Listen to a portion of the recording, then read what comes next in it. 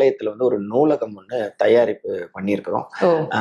கிட்டத்தட்ட ஒரு 500-600 புத்தகங்கள் இருக்கு.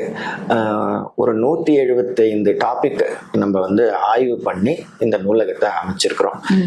இந்த நூலகம் வந்து சிறார்லேருந்து பெரியவங்க வரைக்கும் எல்லாருக்குமே உதவிகரமா இருக்கக்கூடிய நூல்கள்.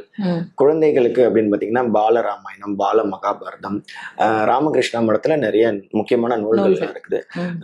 குழந்தைகளுக்கு ராமகிருஷ்ணர் சொன்ன கதைகள், விவேகானந்தர் சொன்ன கதைகள், இது இல்லாமல் சின்மயா மிஷன் அதுல வந்து சுவாமிஜி எழுதிய நூல்கள் நிறைய இருக்கு. அந்த புஸ்தகங்கள் வச்சிருக்கோம்.